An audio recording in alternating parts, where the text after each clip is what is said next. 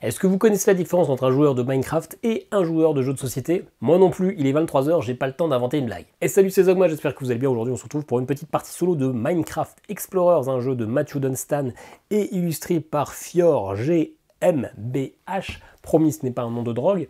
On se retrouve pour une partie solo de ce jeu qui se joue plus en solo qu'en multijoueur, et puis nous, on se retrouve en fin de vidéo pour mon avis sur le jeu. Bon visionnage. Allez, c'est parti. Si vous êtes un gros fan de Minecraft, vous allez reconnaître des choses. Moi, pas du tout, je n'ai jamais joué à Minecraft, ça ne m'inspire pas plus que ça, mais j'ai été un petit peu curieux par Sébastien du Passe-Temps qui disait que c'était pas un jeu si mauvais que ça, et donc moi, un jeu pas si mauvais que ça, eh bien, j'ai envie d'essayer. Clairement, c'est un jeu qui se joue en solo, ça n'a aucun lieu d'être joué à plus qu'un joueur. C'est un jeu où on va devoir valider un certain nombre d'objectifs. On en a tiré 5 aléatoirement parmi, du coup, une pile de 12. On joue en facile, donc on a 5 quêtes. Et vous allez voir que c'est déjà un petit peu tendu. En normal, on en rajoute une 6e, en difficile une 7e, et en impossible, en redoutable, une 8e. Pour gagner, il faut que j'arrive, avant la fin du temps imparti, à valider toutes ces quêtes, sauf une. Là, tout simplement, ça me demande d'avoir un bois et un argent. Là, c'est d'avoir ce cube bien particulier. Là, d'avoir exploré ce lieu-là. Donc, les deux objectifs-là sont un peu relous parce qu'il faut aller spécifiquement sur une carte. Ici, d'avoir 2 petites graines et ici, deux trucs d'argent. Le timer, c'est cette pile d'ennemis. En un seul joueur, ce que l'on est, on doit en supprimer 8. Et vous verrez en conclusion que c'est probablement le plus gros défaut de ce jeu. Je vais mettre la pile ici. Alors ça a l'air globalement n'importe quoi au niveau de la droitesse des cartes, mais ça fera l'affaire. On commence par révéler un ennemi. On a donc un petit archer squelette. Ces ennemis-là sont importants puisqu'il y a 6 types différents. Et vous allez voir qu'il va y avoir potentiellement des cascades. J'ai à chaque tour 6 nourritures, ce sont mes points d'action. Une fois que j'aurai utilisé tous mes points d'action, eh bien, on passe à la phase de nuit. Oui, c'est bien une lune bien dégueulasse, bienvenue dans Minecraft, qui va nous faire dire que on va avoir une invasion, on va avoir des nouveaux ennemis qui vont pop. Ces points d'action, eh ben, ça me permet d'aller explorer des lieux. 4, 3, 3, 3, 3, c'est ce que je vais devoir dépenser pour aller explorer. Et quand j'explore, eh bien, je retourne la carte. Vous voyez, il y a des petites icônes comme ça me dit que peut-être, attention, il y a peut-être un ennemi derrière. C'est pas sûr. Derrière les cartes, eh ben, il y a potentiellement ces ressources-là. Il y aura peut-être des épées, ou il y aura peut-être des pioches. Quand il y a ces icônes-là, ça veut dire que je peux utiliser les objets pour finalement avoir une réduction sur le coût d'un point d'action. Je peux également, parce que si je prends cette carte-là, ça ne se remplit pas automatiquement, je peux dépenser un point d'action, et bien pour remplir la rivière, éventuellement virer et remplir la rivière, ça c'est à moi de choisir. Je peux également aller dépenser la nourriture pour vaincre les ennemis, et ça va être important de vaincre les ennemis, parce que il va y avoir potentiellement un chaînage. Si quand je pioche un ennemi, c'est un ennemi qui est déjà présent, eh bien je continue de piocher jusqu'à ce que ce soit un type d'ennemi pas présent. Et donc comme il y a 6 types d'ennemis différents, à un moment, si j'ai 6 types d'ennemis, bah forcément, dès que je vais piocher, ça va comboter et je vais perdre. Donc il va falloir un peu gérer les ennemis. Et puis je peux enfin, une des actions les plus importantes, c'est dépenser une nourriture pour aller mettre mes objets dans les coffres. Si je remplis des coffres, eh bien je les valide et en plus ça me permet de tuer un ennemi. Voilà, on a toutes les règles, on va jouer. Ça va être très rapide, je peux perdre en peu de temps. Peu probable que je gagne, j'ai fait déjà 10 parties, en fait j'ai déjà tourné cette vidéo puis je me suis rendu compte que je n'avais pas allumé mon micro-cravate, donc le son est un peu désagréable, donc je la retourne, je n'ai pas joué depuis une semaine, mais dans ces 10 parties je n'ai pas gagné une seule partie de toute façon, même facile, si j'en avais gagné une quand même. Bon, et bien très bien, on va commencer tout de suite, je vois qu'il faut quand même pas mal de lingots, donc je vais plutôt aller explorer la mine, je pense que c'est quand même une zone qui peut m'aider, ça va me demander 3 points d'action sur les 6. Je la retourne. Il y a peut-être un ennemi derrière. Non, il n'y a pas d'ennemi. J'ai récupéré. On va se le mettre sur le côté. Mon premier truc. Ça ne se remplit pas. Je vais en profiter pour aller explorer une autre carte, celle-là. La petite gentille, je sais qu'il n'y aura pas d'ennemi derrière. Ce que je ne vous ai pas dit, c'est que si j'arrive à tuer suffisamment d'ennemis et que dans ma zone de jeu, j'ai des paires, je peux les dépenser pour récupérer une nourriture. Donc ça peut être intéressant. Mais là, pour l'instant, je vais essayer d'optimiser ma main. Je dépense les 3 là pour aller chercher le petit nounours, un bois. Ce qui veut dire que j'ai déjà ce qu'il faut pour valider cette quête là. Après, comme ça me coûte un point d'action d'aller remplir les coffres, vaut mieux le faire quand on a quand même plusieurs choses à valider parce que on perd du temps. J'ai utilisé tous mes points d'action, et bien les monstres arrivent. Ok, c'est un nouveau type de monstre, je vais devoir dépenser 3 nourritures pour le battre. Ok, je recommence. j'ai mes 6 points d'action. Je vais en profiter, je vais aller attaquer ça parce que ça coûte 4. C'est assez cher, mais il me restera 2. Comme ça, peut-être je pourrais aller tuer l'archer. Ah bah, j'ai une épée. Et bah, ça tombe très bien. L'épée, elle a 2 utilisations. La première fois que j'utilise, hop, je la mets de ce côté-là. La dernière fois, hop, eh bien, poubelle. Il y a des missions qui me demandent d'avoir l'épée. Là, c'est pas le cas, donc je peux l'utiliser à gogo. Quand je l'utilise, eh bien, il faut que l'icône de la quête me propose d'avoir cette réduction. Donc je vais pouvoir pour le coup explorer les deux là, ou aller tuer les deux ennemis là. Cette épée là, c'est une épée quand même un peu améliorée, hein, je crois qu'il y en a une moins forte, et ça me réduit de 3. Donc écoutez, je vais d'abord attaquer ce sorcier là, j'ai une réduction de 3, il est mort, je le mets dans ma zone de jeu. Il ne me reste plus qu'une utilisation. Je vais encore faire ma dernière utilisation pour aller explorer ça. Donc cette carte là, elle est défaussée, et je récupère ça. Je récupère cet objet là, malheureusement ça fait pop un ennemi. C'est un archer squelette, donc je l'avais déjà, donc je continue de piocher.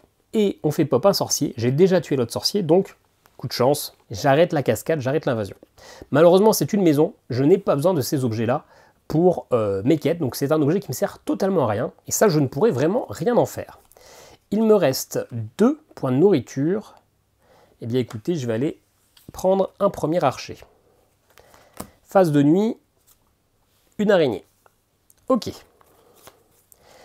Bien. Bah, je vais dépenser une nourriture pour re-remplir à nouveau.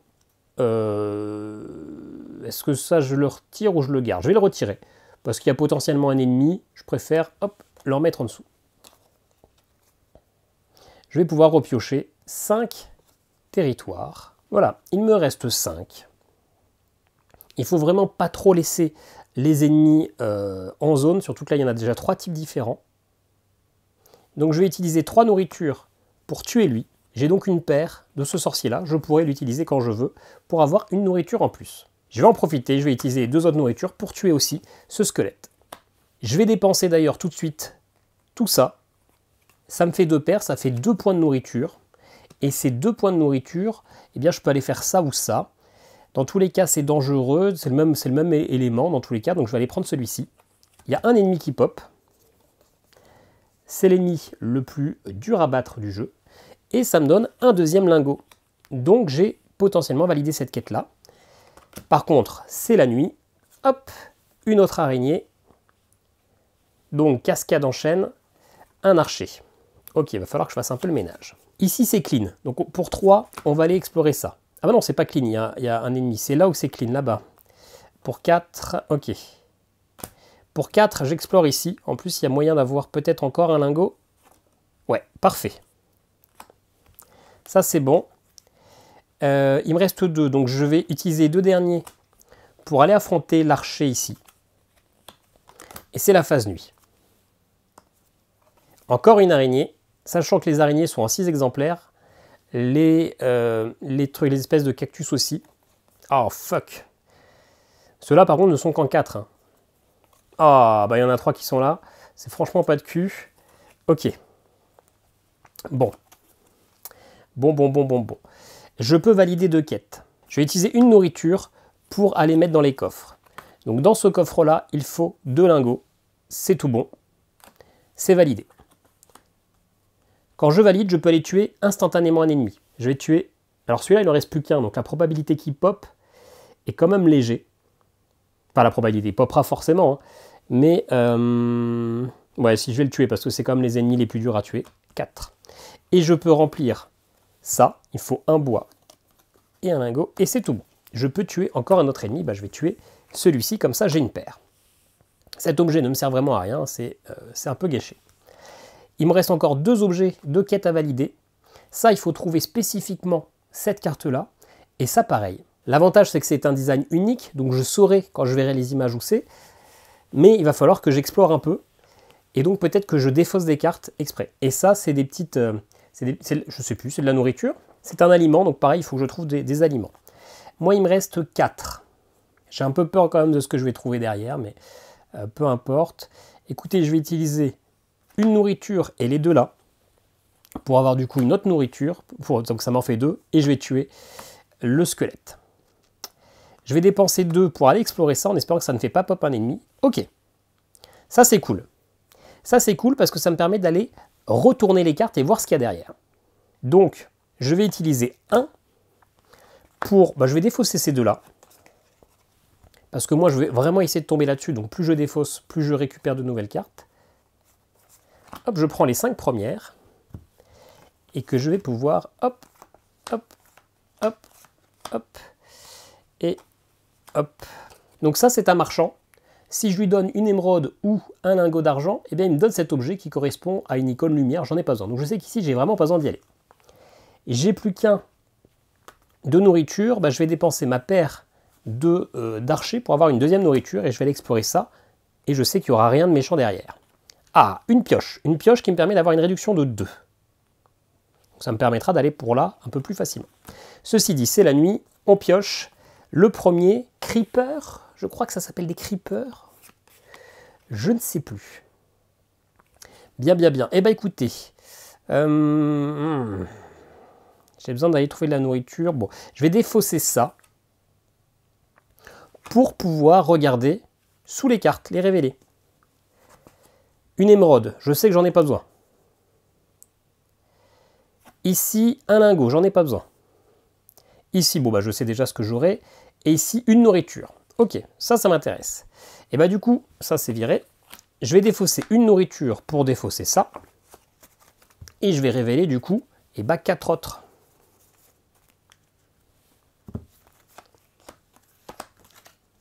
Ça me donne une nourriture, parfait. Ah, c'est parfait. Ça va me demander une nourriture. Et que j'échange soit une émeraude, soit une maison. Finalement, ma maison, ça va servir. Je lui échange et je gagne du pain en échange. Les nourritures, je peux les dépenser pour avoir des gains d'action finalement. Mais là, j'en ai besoin pour ça. Et ça va me demander aussi 3. Est-ce que je temporise pas un petit peu? Il n'y a pas d'urgence. J'ai 4, 3... Ça risque de pop assez rapidement ici. J'ai bien envie quand même d'utiliser ma pioche pour aller explorer ça. Ouais, non, on va attendre. On va attendre. Je vais du coup explorer ça à 3. Je sais que c'est une nourriture. Je vais du coup utiliser ma dernière nourriture pour aller mettre ça dans le coffre. J'ai 2 nourritures. C'est validé. Et donc, je peux aller tuer un ennemi. Je vais tuer le creeper parce que c'est le premier. Je sais qu'il en reste encore 5 dans la boîte. Et donc... c'est ça qui risque réellement de me faire pop d'autres ennemis. Voilà, j'ai bien fait. Ok, il ne me reste plus maintenant qu'une seule quête à valider. Et je sais que ces quêtes-là, il faut que j'aille explorer à tout prix pour trouver les cartes. Donc je vais dépenser une nourriture. Je vais virer tout ça. Et du coup, je vais rajouter 5 cartes. En espérant que ça va apparaître. Et j'ai cru la voir apparaître. Ouais, parfait. Hop, hop, et hop. Je dis parfait parce que c'est cette carte-là où derrière, il y a ça. Sauf que pour l'affronter, je sais, il faut déjà que j'ai 7 nourritures ou une épée pour m'aider. Mais 7 nourritures, c'est beaucoup. J'ai pas cette nourriture, je n'ai que 6 points d'action à chaque tour. Et en plus, je connais cette carte. Je sais que ça va faire pop 2 fois des ennemis, donc ça peut clairement accélérer la partie, voire la terminer si je ne suis pas prêt. Bon, eh bien, ce tour-ci, je vais me la jouer de manière assez tranquille. Je vais aller faire des pops des ennemis. Il me faut 3 points d'action pour tuer lui. Comme ça, j'ai une paire et au prochain tour, j'aurai les points d'action nécessaires. Là, je me tâte. Est-ce que ça sert à quelque chose que j'aille tuer l'araignée? Non. Il en restera 2. Dans tous les cas, ça ne fera pas pop. Dans tous les cas, même si j'en tue une, il y en a d'autres qui vont pop. Donc, je vais dépenser ces 2 nourritures-là pour aller explorer ça. Une petite fleur. Bon, ça ne me sert à rien. Phase de nuit. Ah! Le premier comme ça. Ah, on n'en a pas vu alors qu'il y en a 7. Hein. Ça veut dire qu'ils... Alors, ça ne veut pas dire qu'ils sont tous dans la pioche, parce qu'en début de partie, à 8 joueurs, je ne sais plus si je vous l'ai dit, mais on retire 8 cartes. Et donc peut-être que tous les autres de ce type-là sont en dessous. Ok. Eh bien, c'est parfait. Ça peut être risqué, mais c'est parfait. Je vais aller explorer ça. Ça me demande 7. 1, 2, 3, 4, 5, 6. Et ma paire, 7. Je peux aller explorer ça. Et oui, ça me dit, il faut que je révèle 2 ennemis. Ça, c'est toujours le premier. On se rappelle qu'il y a des cascades. Le 2, voilà. On a fini la première vague. Maintenant, deuxième vague. 1. On continue. On continue. Ok, c'est chaud. C'est chaud parce qu'il y a 5 des 6 familles. Donc il y a de grandes chances que, parce que là c'est la nuit, au prochain tour j'ai gagné, mais là pour l'instant c'est la nuit. Et donc il y a de grandes chances qu'il y ait tous les types qui pop. Le seul, c'est des magiciens. J'en ai déjà tué 2. Je ne sais pas si les autres sont dans la partie ou pas, mais il y a de grandes chances que je perde. Allez, on pioche. Ok, on continue. Invasion. On pioche. Oh, 7 chattes. Ça s'arrête là. Et il ne reste plus qu'une carte. Hein. Et bien du coup, et je vais me la jouer juste pour le plaisir du jeu. Je vais aller explorer ça. Ça me coûte 3 nourritures. Je sais qu'il n'y a rien, donc je peux aller le faire. Ça me donne de la nourriture qui me permet de récupérer. Je vais le dépenser tout de suite. Qui me permet d'aller récupérer mes 3 points d'action. Je vais utiliser mes 6, 2, 4, 6 pour aller tuer les 3 araignées. Ça sert à rien, j'ai gagné, c'est juste pour faire durer le plaisir. C'est pas encore la phase nuit parce que je défausse 2 araignées pour récupérer un point d'action. Et ce point d'action, ça va être d'aller mettre cet objet-là dans le coffre. Hop. Donc la quête est validée. Je peux tuer un monstre, eh bien je vais tuer celui-ci. Et donc, eh bien, instantanément, la partie est terminée puisque j'ai validé toutes les quêtes, rempli tous les coffres, sauf un. Et bien, tant mieux parce qu'à la fin du tour, c'était game over. Et ce que je ne vous ai pas expliqué non plus, et j'ai un peu chaté, c'est que donc, en début de partie, on supprime 8 cartes, mais qu'on mélange la carte game over parmi les 5 dernières cartes. Donc on en prend 4, on met la game over et on mélange. Et donc là, j'ai chaté, la game over était sur la dernière carte. Donc ça aurait pu se terminer à tout moment. Mais j'ai chaté, j'ai gagné en facile. Hein. Si on jouait en normal, on rajoutait un objectif de plus que je ne validais absolument pas parce que je n'ai pas eu d'émeraude de la partie. Donc c'est ultra tendu, mais j'ai gagné. On se retrouve tout de suite pour mon avis sur le jeu. Oh putain, je viens de trouver une chute à la blague de l'introduction. Donc je vous la fais tout de suite. Quelle est la différence entre un joueur de Minecraft et un joueur de jeu de société? Aucune, les deux aiment les cubes en bois. En vrai, j'en suis quand même plutôt fier. Alors du coup, j'aurais dit les joueurs d'Eurogame, ça aurait été encore plus précis, plus concis, mais bon, j'avais déjà fait l'introduction, donc voilà. Bref, j'espère que vous avez mis votre pouce bleu et que vous êtes hilar. Qu'est-ce que j'ai pensé de ce Minecraft Explorers? Eh ben, je vous l'ai dit en introduction, c'est un jeu qui se joue en solo, et pas à 2, ni à 3, ni à 4. Ça n'a aucun intérêt. Donner son petit paquet avec ses 6 nourritures pour dire, vas-y, joue à ma place maintenant. Il n'y a aucune coopération, ok, on va discuter un peu, mais les choix sont quand même relativement assez simples. Donc, bon, il n'y a aucune raison qu'ils ne mettent pas 2, 3, 4 joueurs, parce que clairement, des gens qui jouent à Minecraft sont clairement pas des joueurs de jeux de société. Ok, on dit un peu des grosses bêtises, mais clairement pas des gens qui connaissent le mode de jeu solo. C'est quand même un truc de niche, donc c'est sûr que si on met uniquement solo, bah leur jeu, ils se vendent pas. Alors que c'est un jeu avec une licence, donc c'est un jeu, bam, grand public, qu'on peut potentiellement trouver en grande surface. J'en sais rien, mais du coup, c'est normal que ça soit du multijoueur. Tout ça pour dire que ça se joue en solo, et pas à avec d'autres trucs. En vrai, c'est un jeu sympa.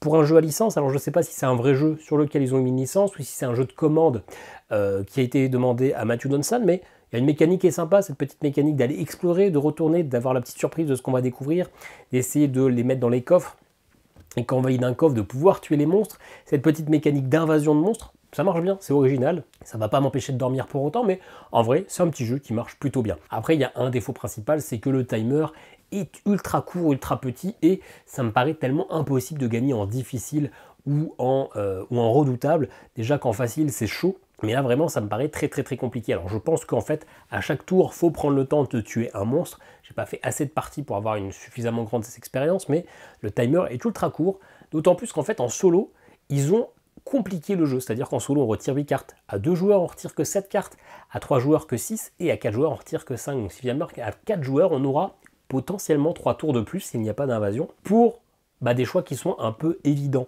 Alors je comprends qu'en solo ils ont retiré plus de cartes parce que je suis seul avec moi-même, donc les décisions sont faciles à prendre, alors que si on joue à 3, eh bien il faut un peu donner, que tout le monde soit d'accord avant de faire un truc, donc finalement peut-être qu'on ne sera pas dans la même idée, dans le même esprit que les autres, donc on laisse une certaine zone de confort, une zone d'erreur, mais là en solo, on n'a vraiment pas le droit à l'erreur, alors que finalement, il y a quand même une grosse partie d'aléa, parce qu'on ne sait pas exactement ce qu'on va avoir derrière les cartes. Donc c'est quand même compliqué de savoir si les ressources qu'on va avoir seront les bonnes et vont nous permettre d'avancer. Donc voilà, c'est un petit jeu qui est sympa, mais qui quand même, avec un timer qui est quand même quasi impossible, je trouve ça quand même assez frustrant. D'ailleurs, je pense que si j'y rejoue, je jouerai en solo, mais en retirant un peu moins de cartes, en jouant peut-être comme à 2 ou à 3 joueurs, je sais pas, histoire de me laisser un petit peu de temps supplémentaire. Voilà, c'est sympa, c'est pas révolutionnaire pour autant, il n'y a pas non plus d'énormes défauts, il n'y a pas non plus d'idées magiques. Pour un petit jeu à licence Minecraft, en vrai, ça fait le travail. Moi, je trouve que le pixel art ultra gros pour montrer les ressources, etc., de près, ça pète les yeux. Je trouve pas ça très joli. Mais bon, c'est Minecraft, il n'y avait pas tellement le choix. Ça sera un Zogma de bronze. C'est pas exceptionnel, c'est oubliable, mais en vrai, c'est pas le pire jeu que j'ai acheté cette année. Voilà, n'hésitez pas à me laisser un petit commentaire. Est-ce que vous aviez déjà entendu parler de ce jeu? Normalement oui, parce que j'en ai déjà parlé dans ma vidéo Ezogma à quoi du joue il y a une semaine ou deux, hein, je ne sais pas quand cette vidéo sortira. Laissez-moi un petit commentaire, partagez, abonnez-vous, si jamais il y a un petit lien affilié, puis nous on se dit à très bientôt pour une nouvelle vidéo. Ciao ciao.